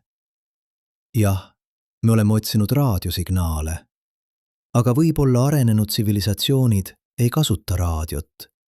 Võib-olla nad kasutavad midagi täiesti erinevat. Gravitatsioonilisi laineid, neutrinoid, midagi, mida me ei oska isegi ette kujutada. Jah, me oleme otsinud Dysoni sfääre, aga võib-olla arenenud tsivilisatsioonid ei ehita Dysoni sfääre. Võib-olla nad on leidnud efektiivsemaid viise energia saamiseks. Tuumasünteesi, antimateeriat, nullpunkti energiat, midagi, mis ei jäta jälgi, mida me suudaksime tuvastada. Me otsime seda, mida me oskame otsida. Me otsime tehnoloogiaid, mis sarnanevad meie omadega. Aga kui tsivilisatsioon on meist 1 000 000 aastat ees, siis nende tehnoloogia ei sarnane meie omaga. See on nii erinev, et me ei pruugi seda isegi ära tunda tehnoloogiana. Arthur C. Clarke ütles kunagi, piisavalt arenenud tehnoloogia on eristamatu maagiast. Aga see käib ka teises suunas. Piisavalt arenenud tehnoloogia võib olla eristamatu loodusest. Me võime vaadata seda otse ja mitte näha midagi ebatavalist. Nii et kus see meid jätab? Pärast kõiki neid hüpoteese, kõiki neid spekulatsioone, kõiki neid otsinguid, kus me oleme? Me oleme täpselt seal, kus me alustasime. Küsimuse ees, millele pole vastust. Paradoksi ees, mis keeldub lahendumast. Aga võib-olla see ongi punkt. Võib-olla Fermi paradoks pole mõistatus, mida tuleb lahendada. See on peegel, mida tuleb vaadata. Sest iga võimalik vastus Fermi paradoksile räägib meile midagi fundamentaalset. Mitte ainult universumi kohta, vaid meie kohta. Kui vastus on suur filter ja see filter on meie ees, kui iga tsivilisatsioon, mis jõuab meie arengutasemele, seisab silmitsi millegi nii hävitavaga, et peaaegu keegi ei jää ellu, siis see räägib meile, et me elame kõige kriitilisemal hetkel meie liigi ajaloos. Järgmised 100 aastad, võib-olla isegi järgmised kümnendid, määravad, kas me jääme ellu või liitume vaikse galaktikaga. Kui vastus on tume mets, kui galaktika on täis tsivilisatsioone, aga nad kõik vaikivad, peites, kartes, siis see räägib meile midagi tumedat universumi loomuse kohta. Et kosmos pole sõbralik koht. Et iga tsivilisatsioon on potentsiaalne oht. Ja et ainus viis ellu jääda on mitte kunagi paljastada oma olemasolu. Kui vastus on haruldane maa, kui me oleme tõesti üksi, ainus intelligentne elu selles galaktikas, võib-olla isegi selles universumi osas, siis see paneb meile tohutu vastutuse. Me pole lihtsalt üks liik paljude seas. Me oleme võib-olla ainus liik. Ainus koht, kus universum saab iseennast teadvustada. Ja kui me hävitame end, siis me hävitame midagi, mida ei saa kunagi asendada. Kui vastus on tehnoloogiline singulaarsus, kui arenenud tsivilisatsioonid pöörduvad sissepoole, luues virtuaalseid paradiise, mis on rikkamad kui füüsiline reaalsus, siis see räägib meile midagi meie tuleviku kohta. Et võib-olla tähed pole meie saatus. Võib-olla meie saatus on midagi täiesti erinevat. Midagi, mida me ei oska veel ette kujutada. Aga siin on asi. Me ei pea valima ainult ühte vastust. Sest tõde on tõenäoliselt keerulisem kui ükski meie hüpoteesidest. Võib-olla mõned tsivilisatsioonid hävitavad end, mõned peitsid, mõned pöörduvad sissepoole. Mõned on lihtsalt liiga kaugel, liiga erinevad, liiga võõrad, et me saaksime neid tuvastada. Võib-olla galaktika pole tühi, aga see pole ka täis. See on midagi vahepealset, harv, hajutatud. Isoleeritud saared teadvuses, eraldatud tohutute vahemaade ja aja poolt. Ja võib-olla, lihtsalt võib-olla, me oleme üks esimestest, pioneerid, uurijad. Esimesed, kes vaatavad üles ja küsivad, kus nad kõik on. Kui see on tõsi, siis meil on valik. Me võime olla tsivilisatsioon, mis hävitab end. Või me võime olla tsivilisatsioon, mis elab, mis õpib, mis kasvab, mis ühel päeval, võib-olla tuhandete või miljonite aastate pärast, levib tähtede vahele ja muutub vastuseks, mida keegi teine otsib. Aga selleks, et sinna jõuda, peame me esmalt ellu jääma. Ja see toob meid tagasi kõige praktilisemate, kõige kiireloomulisemate küsimuste juurde. Kuidas me vältida tuumasõda? Kuidas me lahendada kliimakriisi? Kuidas me arendada tehisintellekti turvaliselt?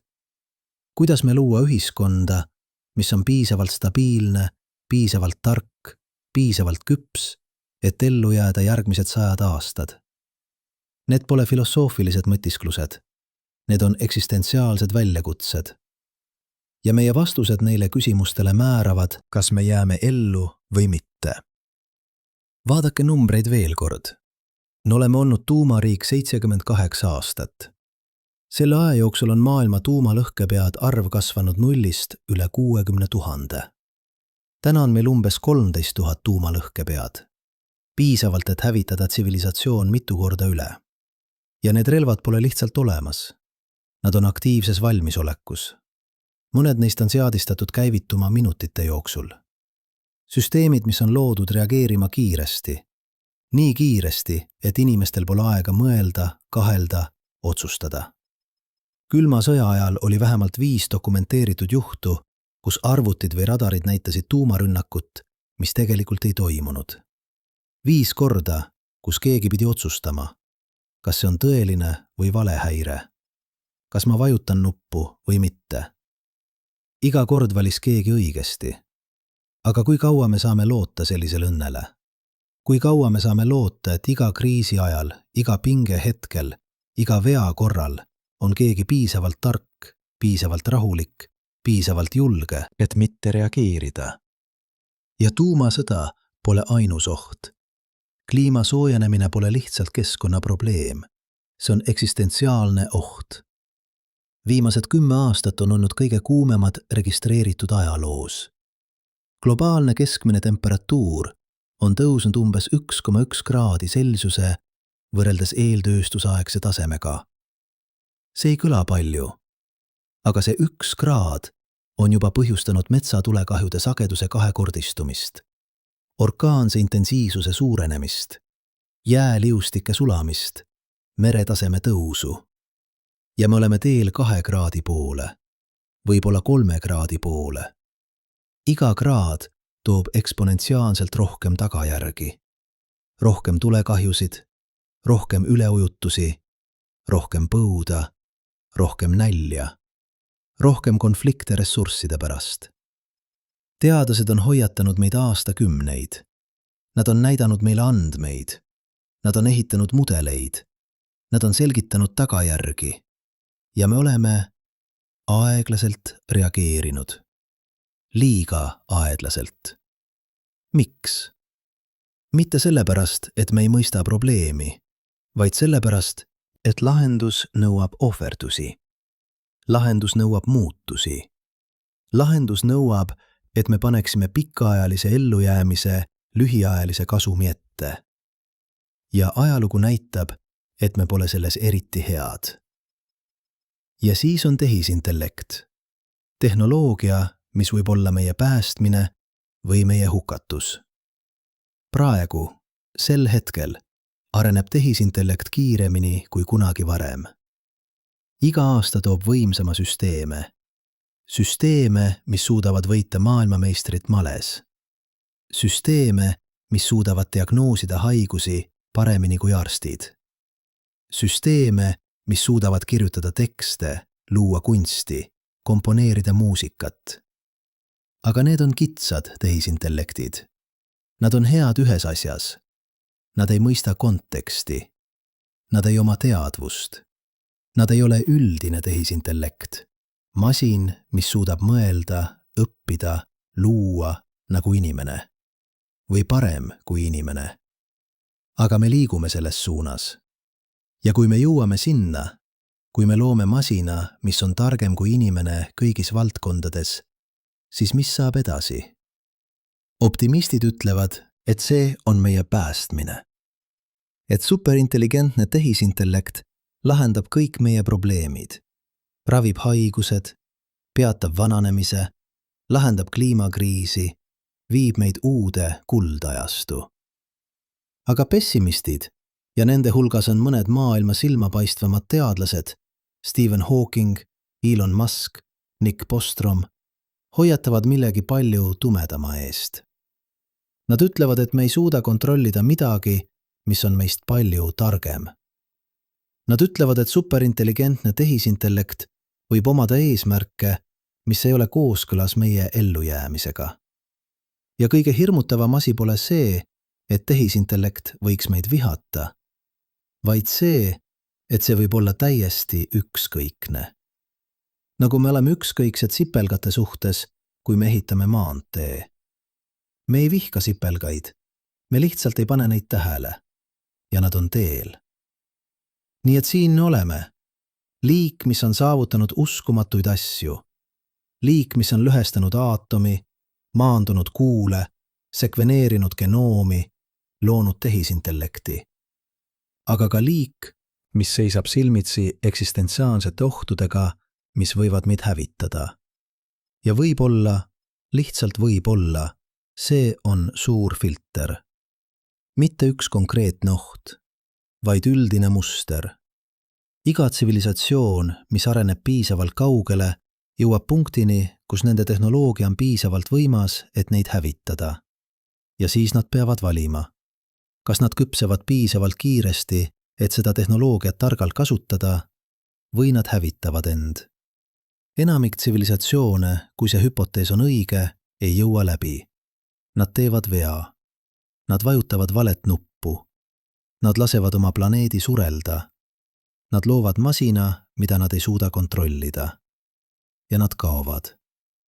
Ja see seletaks Fermi paradoksi täiuslikult. Galaktika pole tühi, sest seal pole kunagi kedagi olnud. See on tühi, sest kõik, kes seal olid, jõudsid selle punktini. Selle kriitilise hetke. Ja nad ei jõudnud läbi. Aga me ei pea olema nagu nad. Me ei pea kordama nende vigu, sest me teame nüüd, et me oleme kriitilisel hetkel. Me teame, et järgmised 100 aastad määravad meie saatuse. Ja see teadmine, see teadvustamine võib olla see, mis meid päästab. Vaadake, mida me oleme juba saavutanud. Me oleme loonud Ühinenud Rahvaste Organisatsiooni. Ebatäiuslik institutsioon, jah, aga ikkagi esimene tõeline katse luua globaalset valitsemist. Me oleme loonud rahvusvahelisi lepinguid tuumarelvade piiramise kohta. Me oleme loonud Pariisi kliimalepingut. Me oleme loonud organisatsioone, mis töötavad tehisintellekti ohutuse nimel. Need pole piisavad, veel mitte, aga nad on algus. Nad näitavad, et me suudame koostööd teha, et me suudame panna globaalsed huvid rahvuslike huvide ette, et me suudame mõelda pikemas perspektiivis. Ja võib-olla, lihtsalt võib-olla, see on see, mis teeb meid erinevaks. Me pole lihtsalt veel üks tsivilisatsioon, mis kukub filtri tõttu. Me oleme tsivilisatsioon, mis teab filtrist, mis mõistab ohtu, mis töötab selle nimel, et ellu jääda. Aga ausalt öeldes, ja see on kõige raskem osa, me ei tea, kas see on piisav. Me ei tea, kas meie institutsioonid on piisavalt tugevad. Me ei tea, kas meie liidrid on piisavalt tarkad. Me ei tea, kas meie liik on piisavalt küps. Me lihtsalt teame, et me peame proovima. Sest alternatiiv, alla anda, loobuda, lasta asjadel lihtsalt juhtuda, see pole alternatiiv üldse. See on garanteeritud ebaõnnestumine. Ja kui me vaatame üles öisel taevasel, kui me näeme neid miljardeid tähti, siis me peame mäletama. Iga vaikus, mida me kuulame, võib olla hoiatus. Aga see võib olla ka väljakutse. Väljakutse tõestada, et me suudame paremini, et me suudame õppida, et me suudame kasvada, et me suudame muutuda tsivilisatsiooniks, mis mitte ainult ei jää ellu, vaid õitseb. Tsivilisatsiooniks, mis ühel päeval, võib-olla tuhandete või miljonite aastate pärast, levib tähtede vahele, mis kohtub teiste tsivilisatsioonidega, kui nad on olemas, mis muutub osaks millestki suuremast, millestki, mida me ei oska veel ette kujutada. Aga selleks, et sinna jõuda, peame me esmalt ellu jääma. Ja see algab praegu, täna, meie valikutega, meie tegudega, meie otsusega panna tulevik oleviku ette. Fermi küsis, kus nad kõik on? Võib-olla õige küsimus pole, kus nad on, vaid kas me jääme? Kas me jääme ellu piisavalt kaua, et saada vastuseks, mida keegi teine otsib? Kas me jääme ellu piisavalt kaua, et muuta vaikus galaktikas millekski muuks? Kas me jääme ellu piisavalt kaua, et tõestada, et intelligentne elu, teadlik, loov, unistav elu, suudab ületada kõik ohud, mis seda ähvardavad? Me ei tea veel, aga me saame otsustada. Ja see otsus, see valik, on kõige olulisem asi, mida me kunagi teeme. Sest kui me ebaõnnestume, siis me pole lihtsalt veel üks tsivilisatsioon, mis kadus. Me oleme võib-olla viimane võimalus. Viimane koht selles galaktikas, kus universum sai iseennast teadvustada. Ja kui me kaome, siis kaob midagi, mida ei saa kunagi tagasi tuua. Aga kui me õnnestume, siis me muudame kõike. Me muudame vaikuse galaktikas. Me muudame universumi ajalugu. Me muudame tähendust sellest, mis tähendab olla elus, olla teadlik, olla osa millestki lõputult suuremast kui meie ise. Ja võib-olla, lihtsalt võib-olla, see on vastus Fermi paradoksile. Mitte, et neid pole, vaid et nad ootavad. Ootavad, et näha, kas me suudame. Ootavad, et näha, kas me jääme ellu. Ootavad, et tervitada meid, kui me lõpuks jõuame läbi. Kui me jõuame läbi. Aga nüüd, pärast kõiki neid hüpoteese, kõiki neid hoiatusi, kõiki neid numbreid, peame rääkima millestki, mida me harva tunnistame. Millestki, mis on teaduses ebamugav, aga siiski vältimatu. Me ei tea. Me ei tea, miks galaktika on vaikne. Me ei tea, kas suur filter on meie taga või meie ees. Me ei tea, kas me oleme üksi või ümbritsetud tsivilisatsioonidest, kes lihtsalt vaikivad. Me ei tea isegi, kas me küsime õigeid küsimusi. Ja see teadmatus, see sügav, fundamentaalne teadmatus pole nõrkus. See on ausus. See on teaduse süda. Sest teadus ei ole kogum vastuseid. See on meetod küsimuste esitamiseks. Ja mõnikord kõige olulisemad küsimused on need, millele me ei oska veel vastata. Mõelge, mida me tegelikult teame universumi kohta. Me teame, et nähtav aine, tähed, planeedid, galaktikad, kõik, mida me näeme, moodustab ainult 5% universumist. 5%. Ülejäänud 95%. Me nimetame seda tumedaks materjaliks ja tumedaks energiaks. Aga need pole tegelikult nimed. Need on tunnistused teadmatusest. Me näeme nende gravitatsioonilist mõju. Me näeme, kuidas nad painutavad valgust, kiirendavad galaktikate liikumist, määravad universumi saatust. Aga me ei tea, mis nad on. Kujutage ette, et te vaatate maali, aga te näete ainult 5% sellest.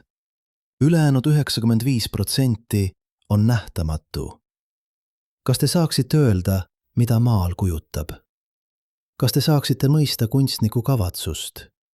Kas te saaksite isegi olla kindel, et see on maal? Nii me vaatame universumit. Läbi augu, mis näitab ainult murdosa sellest, mis seal on. Ja me proovime mõista tervikut. Või võtame teadvuse. Me teame, et me oleme teadvad. See on ainus asi, milles me saame olla absoluutselt kindlad. Descartesi cogito ergo sum. Ma mõtlen, seega ma olen. Aga kuidas teadvus tekib? Kuidas 3 naela hallimat ainet, neuronid, sünapside, elektrilised impulsid loovad subjektiivse kogemuse? Kuidas füüsikalised protsessid muutuvad tunneteks, mõteteks, unistusteks? See on nenninnaanu raske probleem teadvuse kohta.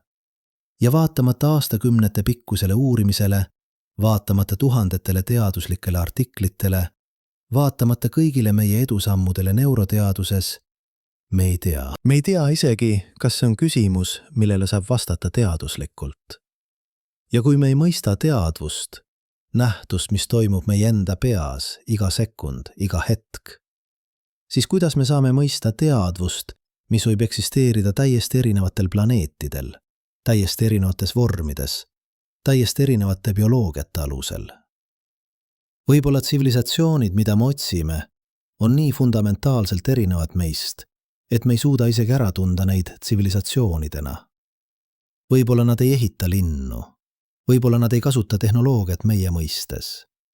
Võib-olla nad eksisteerivad viisidel, mis on meile täiesti võõrad. Või võtame aja. Me arvame, et me mõistame aega. Meil on kellad, meil on kalendrid. Me mõõdame sekundeid, minuteid, tunde, päevi, aastaid. Aga mis on aeg tegelikult? Miks me mäletame minevikku, aga mitte tulevikku? Miks aeg liigub ainult ühes suunas? Kas aeg on fundamentaalne osa universumist või lihtsalt illusioon, mille loob meie teadvus? Füüsika ei anna selgeid vastuseid. Einsteini relatiivsusteooria ütleb, et aeg on relatiivne. See liigub erinevalt sõltuvalt kiirusest ja gravitatsioonist. Kvantmehaanika viitab, et mikroskoopiline tasemel võib aeg käituda veel veidramalt. Mõned teoorias väidavad, et aeg pole isegi reaalne, et see on emergentne nähtus, mis tekib millestki sügavamast. Ja kui me ei mõista aega, seda, mis määrab meie kogu eksistentsi, meie kogu kogemuse, siis kuidas me saame mõista tsivilisatsioone, kes võivad kogeda aega täiesti erinevalt? Kes võivad elada ajaskaaladel, mis on meile arusaamatud? Kes võivad eksisteerida viisidel, kus meie mõisted enne ja pärast kaotavad tähenduse? Või võtame reaalsuse enda? Me arvame, et me teame, mis on reaalne. See, mida me näeme, puudutame, mõõdame. Aga kvantmehaanika, kõige edukam teooria, mis meil kunagi on olnud, teooria, mis ennustab tulemusi uskumatu täpsusega, ütleb meile midagi häirivat. Kvantmehaanika ütleb, et osakesed eksisteerivad superpositsioonides. Nad on mitmes kohas korraga, mitmes olekus korraga, kuni me neid vaatleme. Vaatlus ise muudab reaalsust. Mitte sellepärast, et me häirime süsteemi, vaid sellepärast, et enne vaatlust pole süsteemil kindlat olekut. Einstein ei suutnud seda aktsepteerida. Ta ütles, kas te tõesti usute, et kuu pole seal, kui te ei vaata? Aga kvantmehaanika ütleb, võib-olla. Või täpsemalt, küsimus, kus kuu on, kui me ei vaata, võib olla mõttetu küsimus. Ja kui reaalsus ise, see, mida me peame kõige fundamentaalsemaks, on nii veidra, nii vastuoluline, nii kaugel meie igapäevasest kogemusest, siis mis veel võib olla võimalik? Millised teised aspektid reaalsusest võivad olla meile täiesti nähtamatud? Võib-olla tsivilisatsioonid, kes on meist piisavalt ees, on õppinud manipuleerima reaalsust viisidel, mida me ei oska ette kujutada. Võib-olla nad eksisteerivad dimensioonides, mida me ei taju. Võib-olla nad on muutunud millekski, mis on nii erinev ainest, energiast, ruumist ja ajast, et me ei suuda neid isegi põhimõtteliselt tuvastada. Ja see toob meid tagasi Fermi paradoksi juurde. Aga nüüd teisest perspektiivist. Võib-olla paradoks pole, kus nad on. Võib-olla paradoks on, miks me arvame, et me peaksime neid nägema. Me oleme olnud tehnoloogiline tsivilisatsioon vähem kui 200 aastat. 200 aastat 13 miljardi aasta vanuses universumis. See on nagu silmapilk. Vähem kui silmapilk. See on nagu üks hingamine kogu inimelu jooksul. Ja selle silmapilgu jooksul me oleme ehitanud raadioteleskoobi. Me oleme kuulanud tuhandeid tähti. Me oleme saatnud mõned sõnumid kosmosesse. Ja me oleme järeldanud, me ei kuule kedagi, seega nad pole seal. Aga see on nagu seista ookeani kaldal, võtta üks klaas vett, vaadata seda ja öelda, siin pole kalu, seega ookeanis pole kalu. Universum on tohutu. Aeg on lõputu. Ja meie otsingud on olnud silmapilk. Murdoosa murdoosast. Ja siiski, ja see on oluline, see ei tähenda, et me peaksime loobuma. Vastupidi, sest iga küsimus, millele me ei oska vastata, on kutse. Kutse uurida, kutse õppida, kutse kasvada. Me ei tea, miks galaktika on vaikne, aga see teadmatus ajendab meid ehitama paremaid teleskoobi, kuulama täpsemalt, otsima loovamalt. Me ei tea, kas suur filter on meie ees, aga see teadmatus ajendab meid olema ettevaatlikumad, targemad, vastutustundlikumad. Me ei tea, kas me oleme üksi, aga see teadmatus ajendab meid väärtustama seda, mis meil on. Seda planeeti, seda elu, seda uskumatut, ebatõenäolist, ilusat juhust, et me siin oleme. Ja võib-olla, lihtsalt võib-olla, see ongi punkt. Võib-olla Fermi paradoks pole mõistatus, mis vajab lahendamist. See on peegel, mis näitab meile, kes me oleme, mis me väärtustame, mida me tahame saada. Kui me vaatame tähtede poole ja näeme vaikust, siis me näeme võimalust. Võimalust olla esimesed. Võimalust olla need, kes muudavad vaikuse millekski muuks. Kui me vaatame tähtede poole ja näeme tundmatust, siis me näeme väljakutset. Väljakutset õppida, väljakutset kasvada, väljakutset muutuda tsivilisatsiooniks, mis suudab mõista mitte ainult oma planeeti, vaid kogu universumit. Kui me vaatame tähtede poole ja näeme ohtu, siis me näeme vastutust. Vastutus kaitsta seda, mis meil on. Vastutust ellu jääda. Vastutus tõestada, et intelligentne elu, teadlik, loov, unistav elu suudab ületada kõik takistused. Aga siin on kõige sügavam tõde, mida Fermi paradoks meile õpetab. Me pole eraldatud vaatlejad. Me oleme osa sellest, mida me vaatleme. Iga küsimus, mida me esitame universumi kohta, on küsimus meie enda kohta. Iga otsing teiste järele on otsing iseenda järele. Iga katse mõista kosmost on katse mõista meie kohta selles kosmoses. Ja võib-olla see on kõige olulisem avastus, mida me saame teha. Mitte, et seal on keegi teine, vaid et me oleme siin. Et me oleme teadvad. Et me suudame küsida küsimusi. Et me suudame imestada. Sest mõelge sellele. Te olete kogum aatomeid. Süsinik, hapnik, vesinik, lämmastik. Elemendid, mis moodustusid tähtede tuumades miljardeid aastaid tagasi. Need tähed plahvatasid. Need elemendid levitati kosmosesse. Nad kogunesid tolmupilvedesse. Need pilved kokkusid, moodustusid uued tähed, uued planeedid. Üks neist planeetidest oli Maa. Ja sellel planeedil nende elementide hulgast tekkis elu. Lihtsad molekulid muutusid keerulisemaks. Rakud moodustusid, organismid arenesid. Ja lõpuks, pärast miljardeid aastaid, tekkis teadvus. Te olete universum, mis on muutunud teadvaks. Te olete viis, kuidas universum vaatab iseennast. Te olete küsimus, mida universum esitab iseendale. Ja see toob meid tagasi alguse juurde. Tagasi selle hetke juurde, kui te kuulsite neid sõnu esimest korda. Mäletate? Te liigute läbi ruumi kiirusega 450 kilomeetrit sekundis. Maa tiirles ümber päikese. Päike lendab läbi galaktika. Galaktika sööstab läbi universumi. Aga nüüd te teate midagi enamat. Te teate, et see liikumine pole lihtsalt füüsiline. See on eksistentsiaalne. Te olete osa protsessist, mis algas 13,8 miljardit aastat tagasi, kui universum ise tekkis. Te olete osa loost, mis on kirjutatud tähtede keeles, räägitud evolutsiooni keeles, mõistetud teaduse keeles. Ja see lugu pole veel lõppenud. See on alles keskel. Võib-olla isegi alguses. Fermi küsis, kus nad kõik on? Aga võib-olla õige vastus pole koht. See on aeg. Nad pole veel siin. Nad tulevad. Ja võib-olla, lihtsalt võib-olla, üks neist on meie. Mitte praegu, mitte veel, aga tulevikus. Kui me jääme ellu, kui me õpime, kui me kasvame, kui me muutume tsivilisatsiooniks, mis suudab levida tähtede vahele, kohtuda teistega, kui nad on olemas, või olla esimesed, kes täidavad vaikuse galaktikas eluga, valgusega, teadvusega. Aga selleks, et sinna jõuda, peame me tegema valikuid.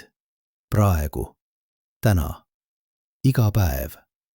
Valikuid, mis määravad, kas me jääme ellu või mitte. Kas me hävitame oma planeedi või kaitseme seda? Kas me ehitame tehnoloogiaid, mis teenivad meid, või tehnoloogiaid, mis hävitavad meid? Kas me töötame koos või võitleme üksteise vastu?